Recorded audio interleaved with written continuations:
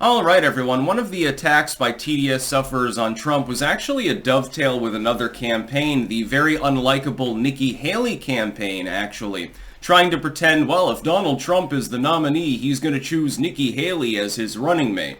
I pointed out that I thought that was an AstroTurf shenanigan to try to get people not to vote for Trump in the primaries and in the caucuses.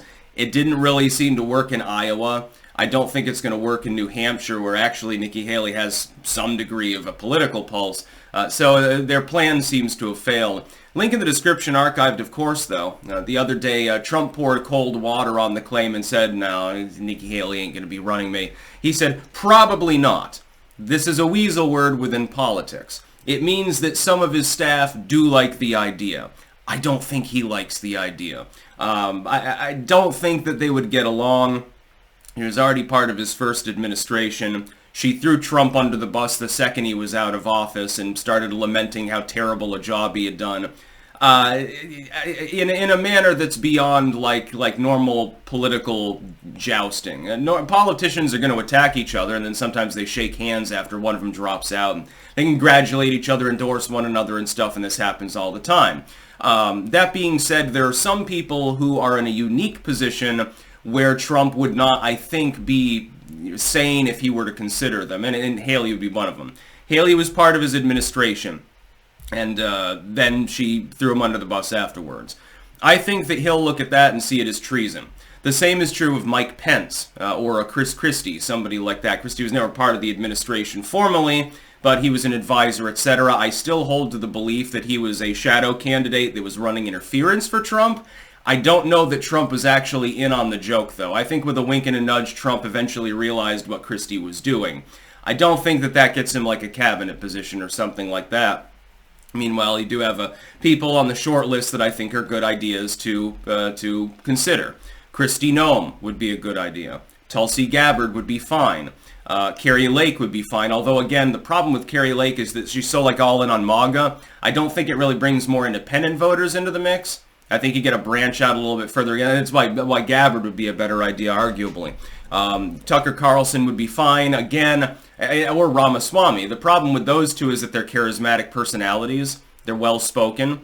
Donald Trump likes to appear with somebody like Ted Nugent or Kid Rock or Tucker Carlson to buff up the star power score.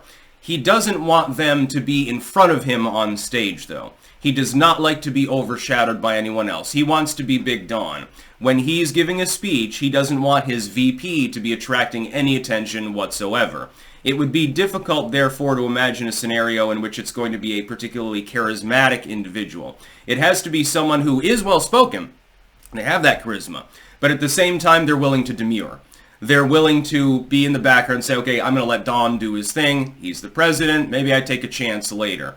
While I think that Tucker Carlson would arguably be the strongest VP choice, and he has redeemed himself, by the way, in his independent journalism that he's been conducting, for the most part. I no longer have a problem with him. He's not on the legacy media network anymore. He broadcasts on Twitter, so why would I? He's no longer helping Fox to get more ill-gotten gains. He realized at the end, oh, fuck, they're probably going to shit-can me anyway. Well, I'll just go off and force them to, let me go. And then they briefly, I think, were considering suing him for continuing to do his show, as though he's not allowed to make a goddamn video on Twitter. Yes, I'm sure that was part of his contract at Fox. Nikki Haley, though, I don't think will be running mate, and I suspected this before.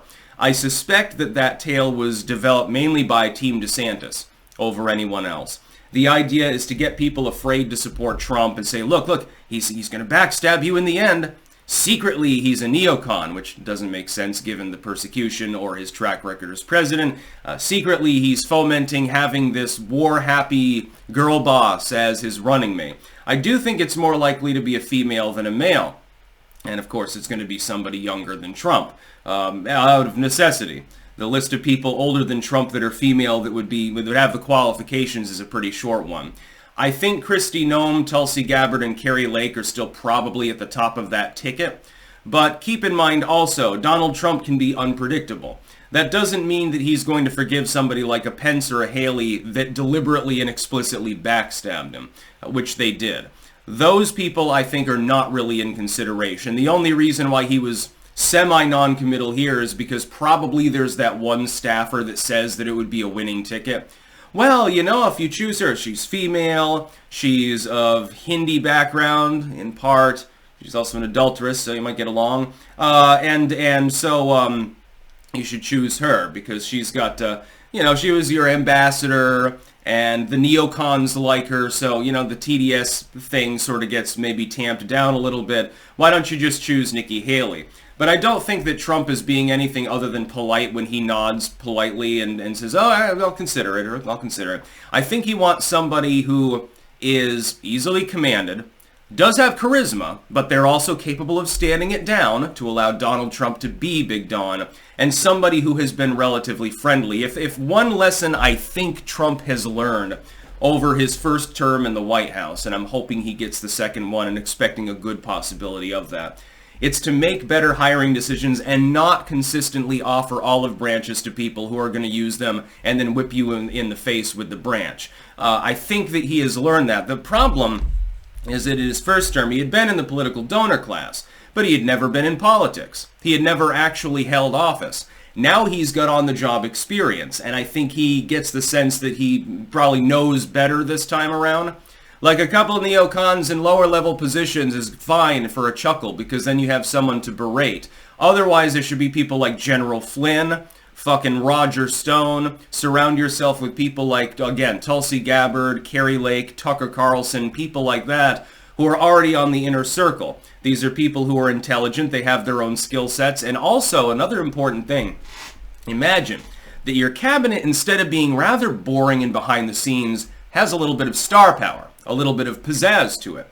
What does this help you do? On all of those individual issues, agriculture, transport, etc., it helps you to make your pitch better. It helps you to strengthen your pitch to the American people. Here's why we need this program. Here's why we need to cut this pork. Here's why we need funding for this piece of wall. You can make that argument more easily with a force multiplier effectively by having more people actually capable of coherently stumping for the Trump policies. Stump for Trump, quite literally. Trump didn't do that in many slots the first time around. There were a few good hires. Again, some of these people still backstabbed him. Having Bolton and Mad Dog Mattis at the same time in there really made our enemies worried. So they tended not to attack U.S. targets like they're currently doing. You know, your beliefs about their political affiliations and persuasions aside, and the massive TDS that you've seen from both of them, fundamentally as figureheads they did a good job. I wouldn't call Bolton necessarily charismatic, but yeah, at least the purpose was served.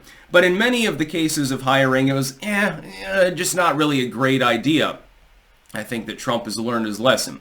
Hiring Nikki Haley as running mate wouldn't get me off the Trump train, but it would piss me off, honestly. It would be like, okay, well then again, I'm going to spend 4 years, much like I'm doing with Biden, praying every day for the good health of the president because, you know, the running mate is insane.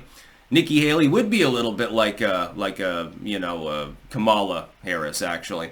Incoherent, pro-war, authoritarian, around the same age, you know, similar policies on a lot of things. They could be besties, actually. They could go to Martha's Vineyard and tipple wine all day together. That's about all. Peace out.